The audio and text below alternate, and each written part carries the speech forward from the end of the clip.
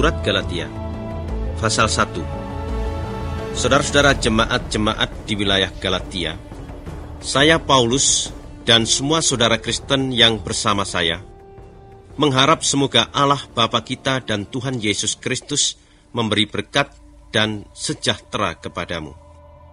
Saya menjadi rasul bukan dengan perantaraan manusia atau karena diangkat oleh manusia, melainkan oleh Yesus Kristus dan Allah Bapa kita yang sudah menghidupkan Dia kembali dari kematian. Mentaati kemauan Allah Bapa kita, Kristus menyerahkan dirinya menjadi kurban untuk dosa-dosa kita, supaya kita diselamatkan dari zaman yang jahat ini. Terpujilah Allah selama-lamanya. Amin. Saya heran tentang saudara-saudara. Kalian dipanggil Allah oleh karena rahmat Kristus. Tetapi sekarang kalian begitu cepat membelakangi Allah dan mengikut kabar baik yang lain daripada kabar baik yang dari Allah. Sebenarnya tidak ada kabar baik yang lain. Hanya ada orang-orang yang memberitakan kepada kalian kabar baik tentang Kristus yang mereka putar balikkan sehingga mengacaukan kalian. Orang yang memberitakan kabar baik yang lain daripada kabar baik yang telah kami beritakan, biarlah ia dihukum Allah. Sekalipun orang itu kami sendiri atau malaikat dari surga.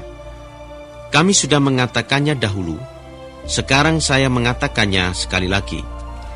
Orang yang memberitakan kepadamu kabar baik yang lain daripada kabar baik yang sudah kalian terima dari kami, orang itu hendaknya dihukum Allah. Apakah dengan itu nampaknya saya seolah-olah mengharap diakui oleh manusia? Sama sekali tidak. Saya hanya mengharapkan pengakuan dari Allah. Apakah saya sedang berusaha mengambil hati manusia supaya disenangi orang? Kalau saya masih berbuat begitu, saya bukanlah hamba Kristus.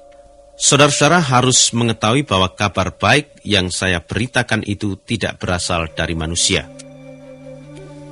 Saya tidak menerima kabar itu dari manusia, dan tidak seorang pun yang mengajarkannya kepada saya. Yesus Kristus sendirilah yang mengungkapkan isi kabar baik itu kepada saya. Tentu kalian sudah mendengar tentang kehidupan saya dahulu sebagai seorang penganut agama Yahudi.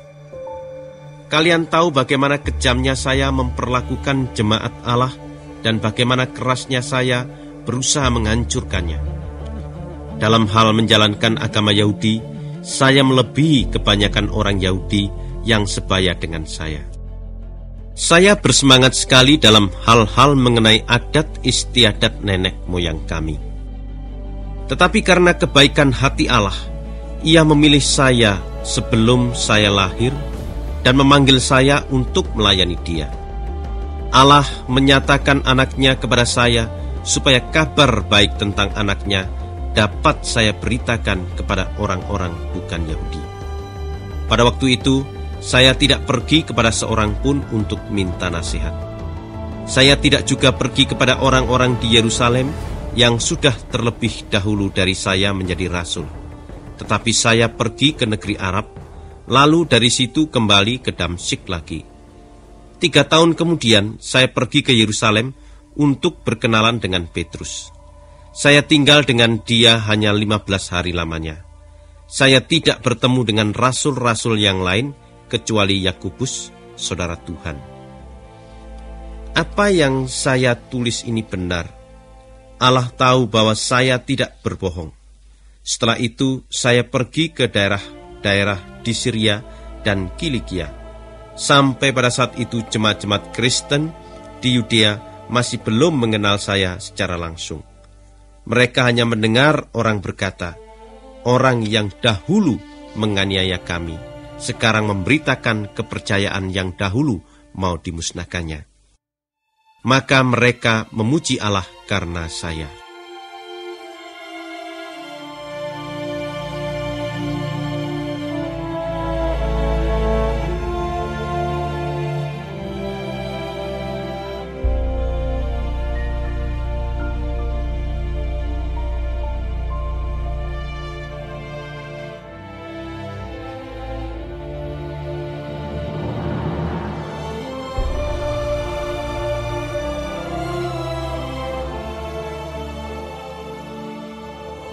pasal 2. 14 tahun kemudian, saya kembali ke Yerusalem bersama Barnabas, serta membawa Titus juga.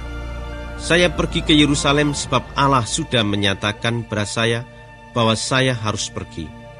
Dan dalam suatu pertemuan yang khusus dengan pemimpin-pemimpin di sana, saya menjelaskan kabar baik yang saya beritakan kepada orang-orang bukan Yahudi. Sebab saya tidak mau usaha saya yang dahulu maupun yang sekarang hanya sia-sia.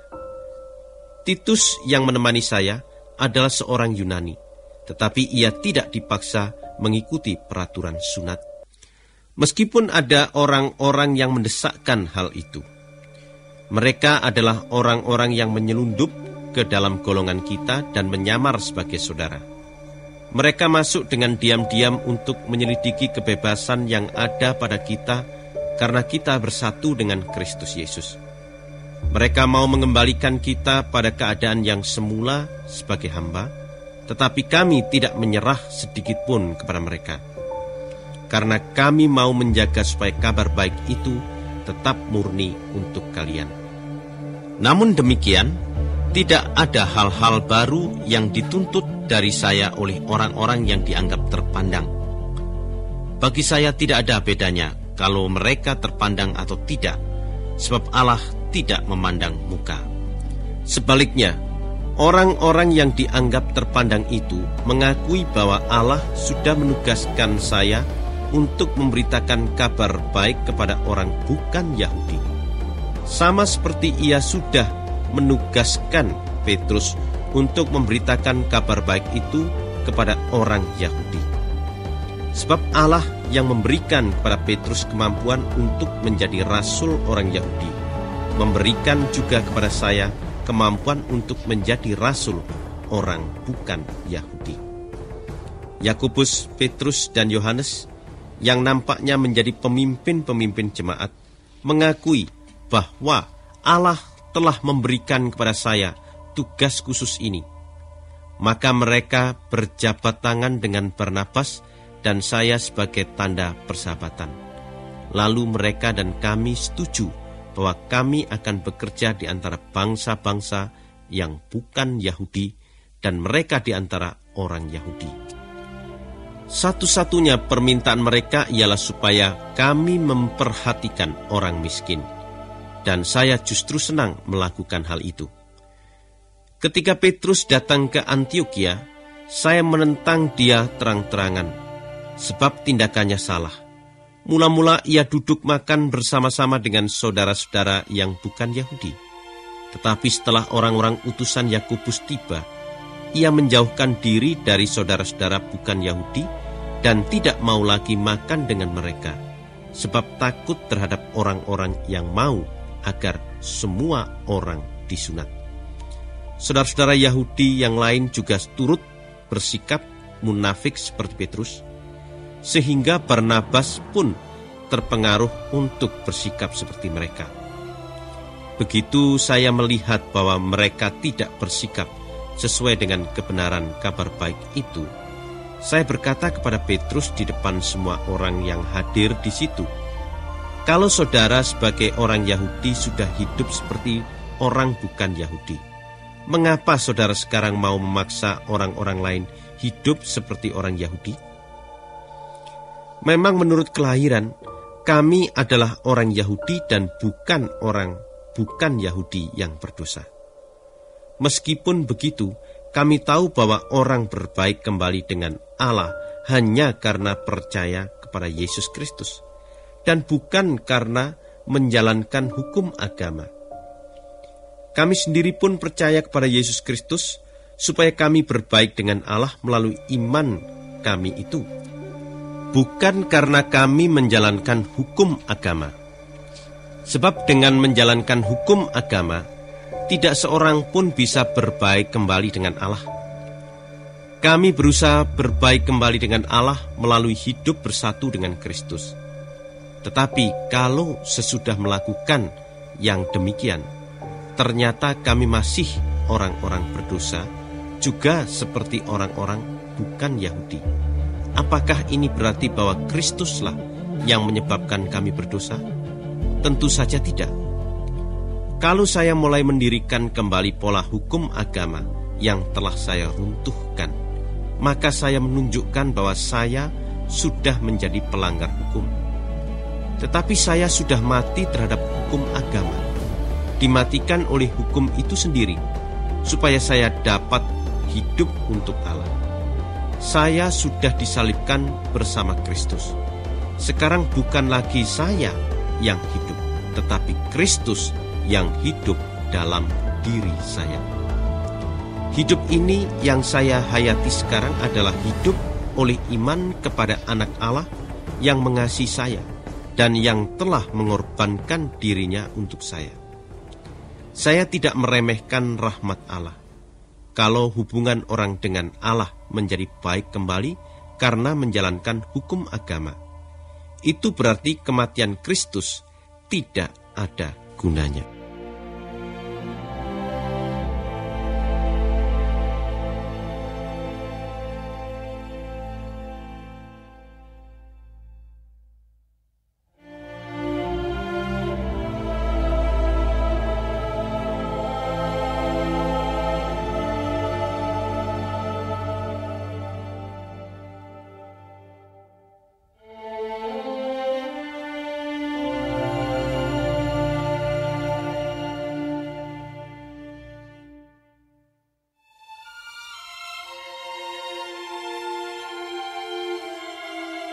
Pasal 3. Saudara-saudara orang-orang Galatia, kalian sungguh bodoh. Entah kalian sudah kena pengaruh siapa.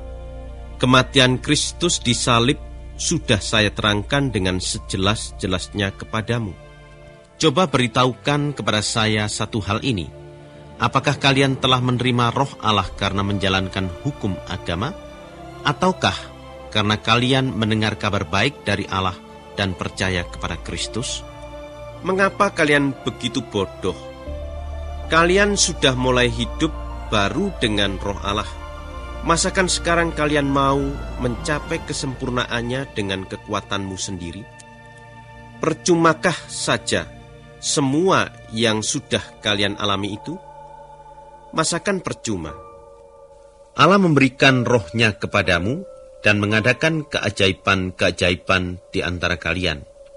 Apakah Allah melakukan itu karena kalian menjalankan hukum agama, atau karena kalian mendengar kabar baik itu dan percaya kepada Kristus? Itu sama seperti yang tertulis dalam Alkitab mengenai Abraham. Begini, Abraham percaya kepada Allah, dan karena kepercayaannya itu, ia diterima oleh Allah sebagai orang yang menyenangkan hati Allah. Jadi hendaklah kalian menyadari bahwa orang yang benar-benar keturunan Abraham adalah orang yang percaya kepada Allah.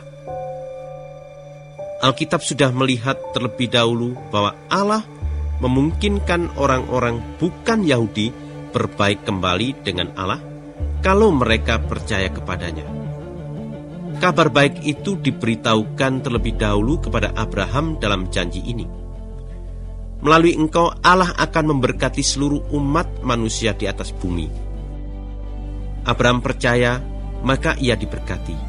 Begitu juga semua orang yang percaya akan diberkati bersama-sama Abraham.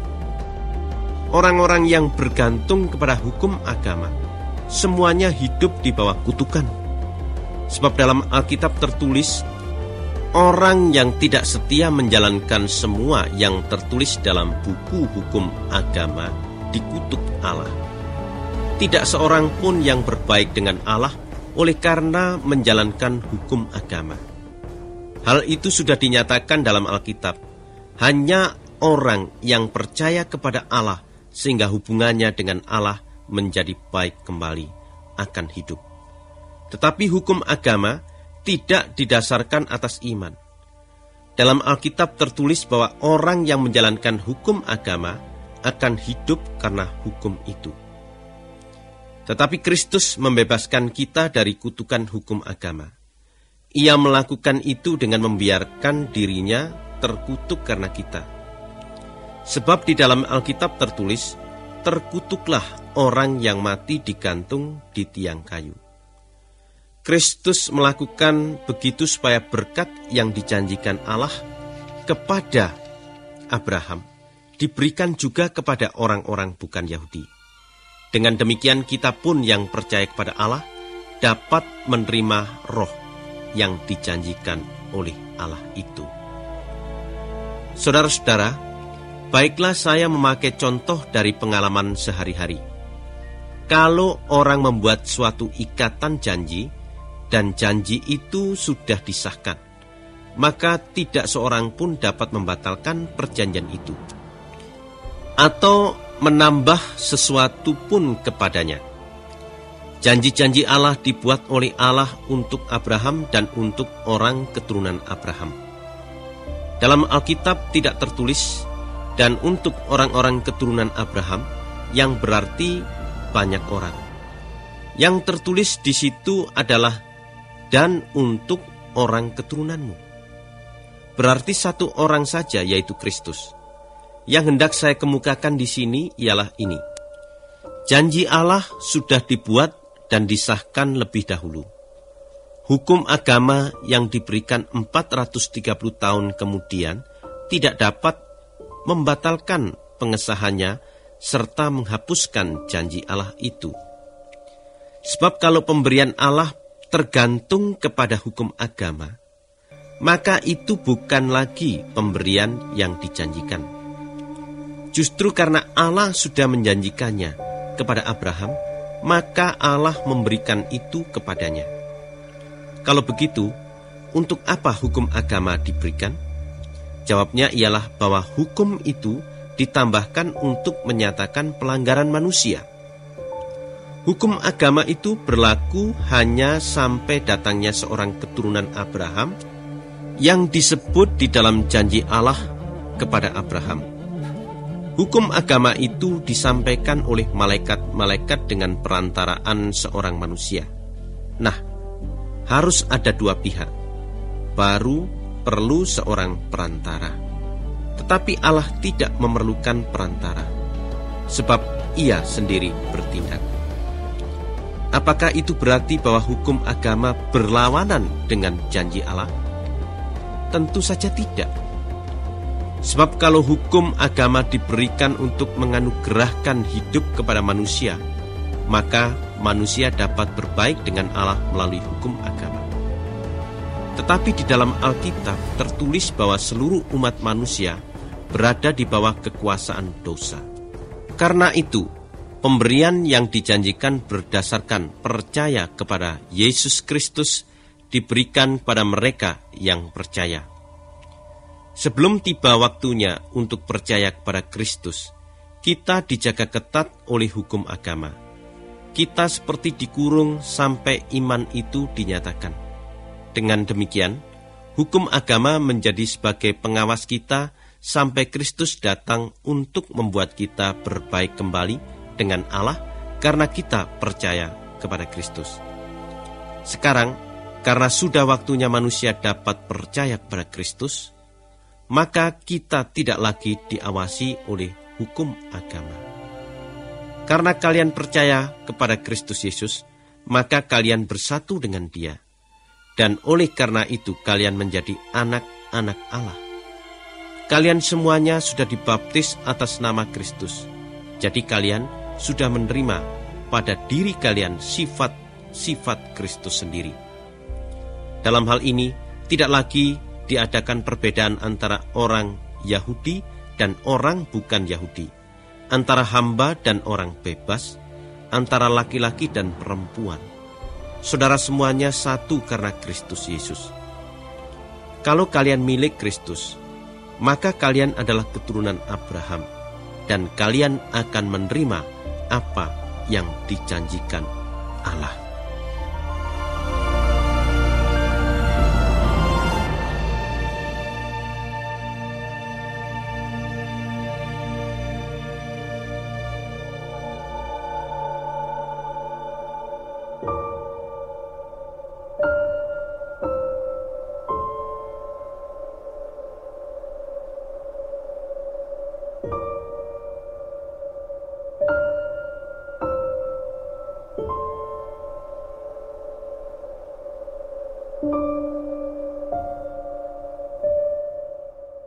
Pasal 4.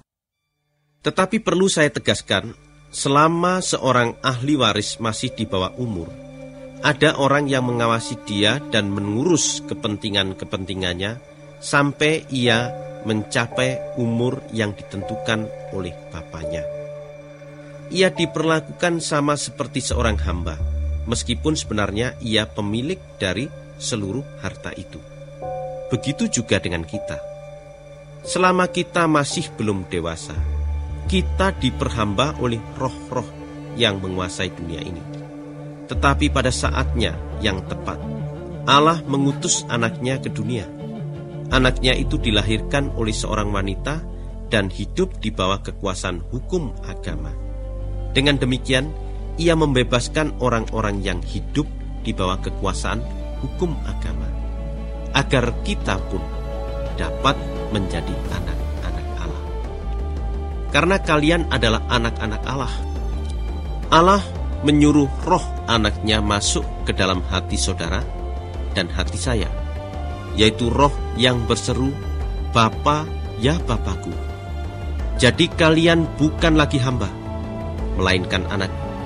Dan karena kalian anak Allah, maka Allah akan memberikan kepadamu segala sesuatu yang disediakannya untuk anak-anaknya.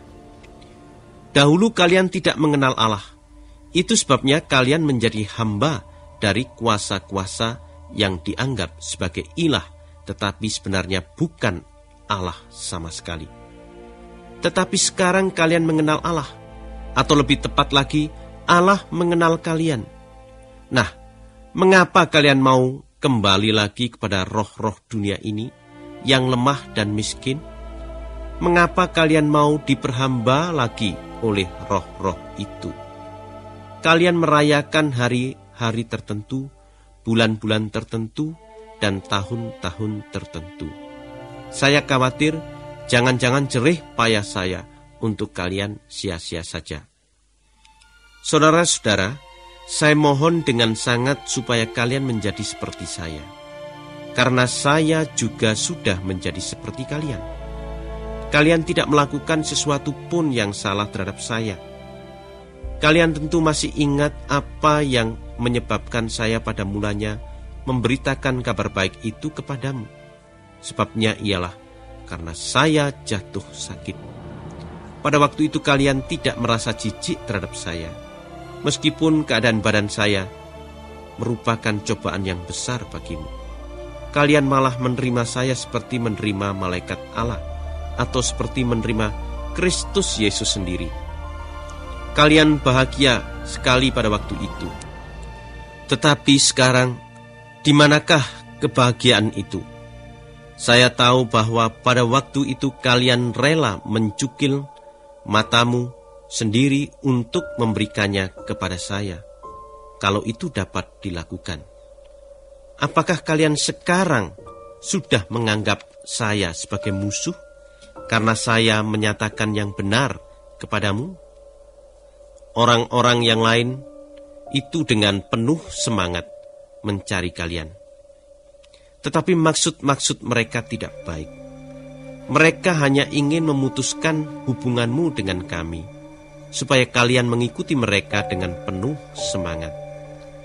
Memang baik untuk bersemangat dalam hal-hal yang baik, asal selalu demikian dan jangan hanya kalau saya berada bersama-sama dengan kalian. Anak-anakku yang tercinta, saya sekarang ini menderita lagi karena kalian. Saya menderita seperti seorang ibu menderita pada waktu melahirkan anak. Saya akan terus menderita kalau sifat-sifat Kristus belum tertanam pada dirimu.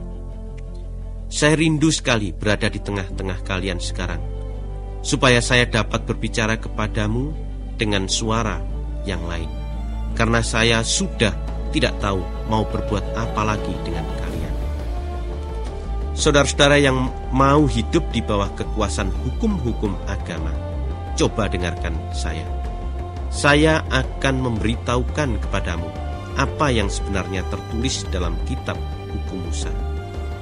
Di situ tertulis bahwa Abraham mempunyai 2 orang anak. Ibu dari anak yang satu adalah seorang hamba, dan ibu dari anak yang lainnya itu adalah seorang yang bebas. Anak dari wanita yang menjadi hamba lahir biasa karena kemauan manusia, tetapi anak dari wanita yang bebas lahir karena dijanjikan Allah. Ini dapat dipakai sebagai kiasan. Dua orang wanita itu adalah ibarat dua perjanjian. Yang satunya berasal dari Gunung Sinai, itulah Hagar. Anak-anaknya dilahirkan sebagai hamba. Jadi, Hagar itulah Gunung Sinai di negeri Arab. Ia melambangkan kota Yerusalem dengan seluruh penduduknya yang sekarang ini sudah menjadi hamba. Tetapi Yerusalem yang di surga itu adalah Yerusalem yang bebas, dan ialah ibu kita. Sebab di dalam Alkitab tertulis, "Bergembiralah engkau, hai wanita mandul, yang tidak pernah melahirkan. Bersukarialah dan bersorak-sorailah, hai engkau yang tidak pernah merasakan sakit bersalin. Sebab wanita yang ditinggalkan suaminya akan mendapat lebih banyak anak daripada wanita yang hidup dengan suaminya." Saudara-saudara, kalian sendiri adalah anak-anak Allah yang dilahirkan karena janji Allah. Kalian sama seperti Ishak.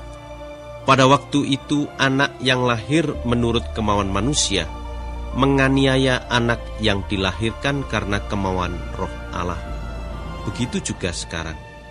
Tetapi apakah yang tertulis dalam Alkitab? Di situ tertulis begini, "Usirlah hamba wanita itu bersama anaknya, sebab anak dari hamba wanita itu tidak akan menjadi ahli waris bersama anak dari wanita bebas itu."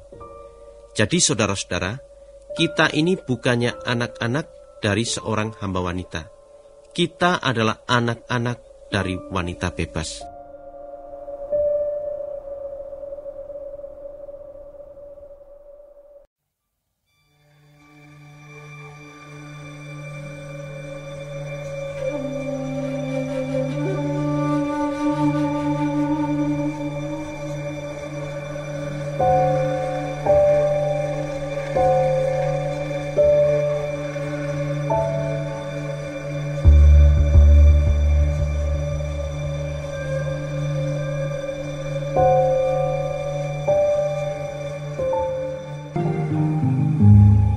Pasal 5. Kita sekarang bebas sebab Kristus sudah membebaskan kita. Sebab itu, pertahankanlah kebebasanmu dan jangan mau diperhamba lagi. Ingat, kalau kalian minta disunat, itu berarti Kristus tidak ada gunanya bagimu. Yang mengatakan ini adalah saya sendiri, Paulus. Sekali lagi saya memberi peringatan kepada orang yang minta disunat, bahwa ia wajib menjalankan seluruh hukum agama. Kalau kalian berusaha berbaik dengan Allah melalui hukum agama, itu berarti hubunganmu dengan Kristus sudah putus. Dengan demikian, kalian hidup di luar lingkungan rahmat Allah. Tetapi bagi kami berharap bahwa dengan pertolongan Roh Allah dan berdasarkan percaya kami kepada Kristus, Allah memungkinkan kami berbaik dengan Dia. Sebab kalau kita sudah bersatu dengan Kristus Yesus, hal menuruti atau tidak menuruti peraturan sunat tidak menjadi soal lagi. Yang penting hanyalah percaya kepada Kristus, dan itu nyata dalam kasih kita kepada orang lain. Dahulu kalian berjuang dengan baik. Sekarang mengapa kalian tidak taat lagi kepada kemauan Allah? Siapa sudah membujuk kalian? Pasti yang melakukan itu bukanlah Allah yang sudah memanggil kalian. Ragi yang sedikit akan mengembangkan seluruh adonan, kata orang. Meskipun begitu, saya masih percaya bahwa kalian tidak akan menganut pendirian lain. Sebab kita sudah bersatu dengan Kristus. Dan saya yakin bahwa siapapun yang mengacaukan pikiranmu akan dihukum Allah.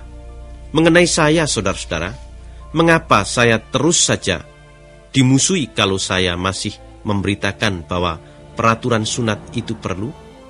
Kalau saya memang memberitakan demikian, maka pemberitaan saya mengenai salib Kristus tidak menimbulkan persoalan.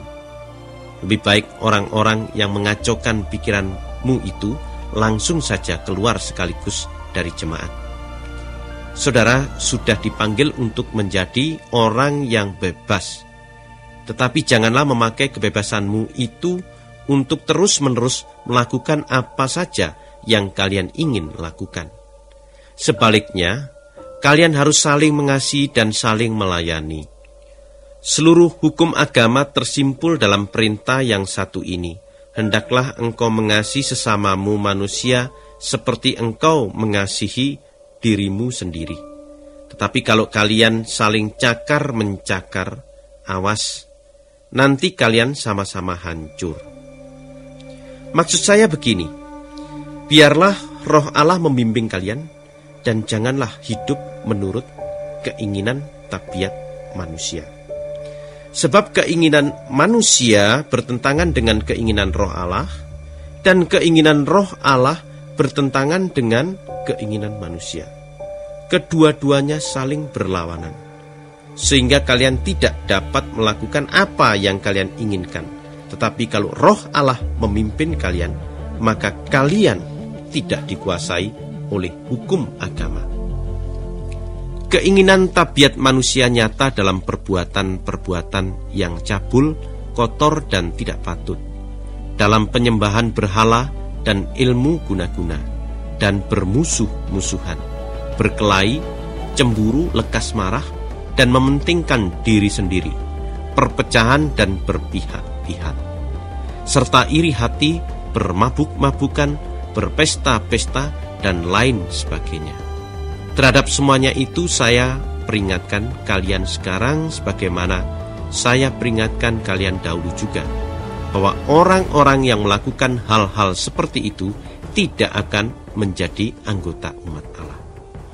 Sebaliknya, kalau orang-orang dipimpin oleh Roh Allah, hasilnya ialah mereka saling mengasihi, mereka gembira, mereka mempunyai ketenangan hati, mereka sabar dan berbudi, mereka baik terhadap orang lain, mereka setia, mereka rendah hati, dan selalu sanggup menguasai diri. Tidak ada hukum agama yang melarang hal-hal seperti itu.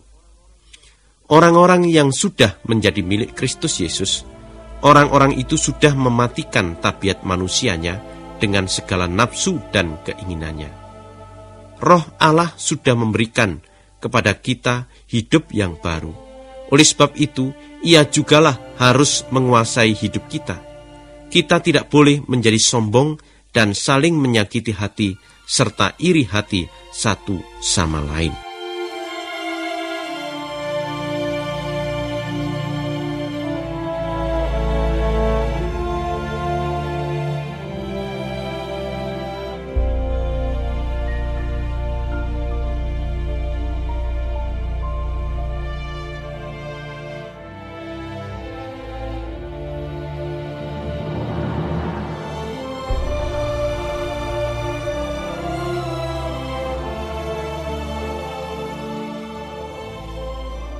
Pasal 6.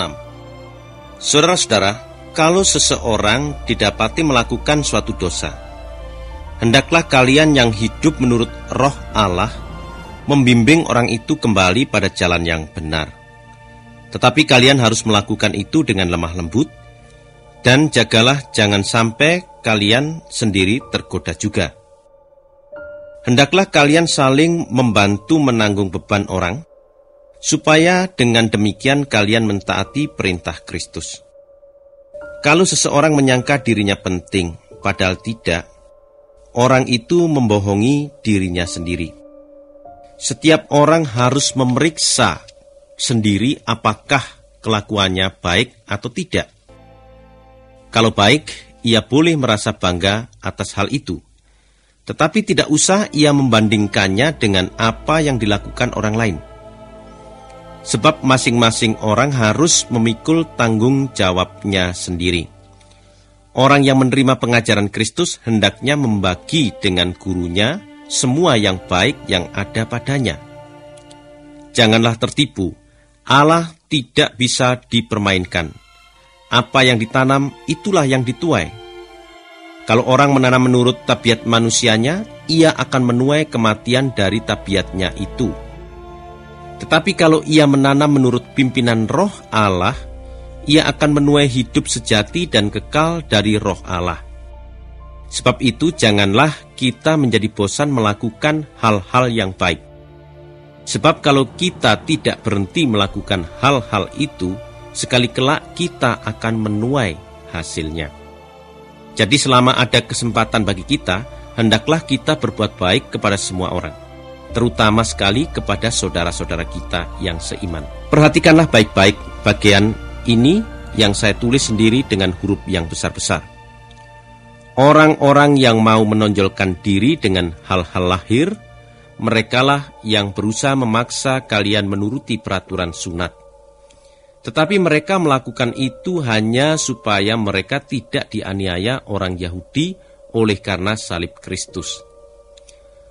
Orang-orang yang mengikuti peraturan sunat pun tidak menjalankan hukum agama.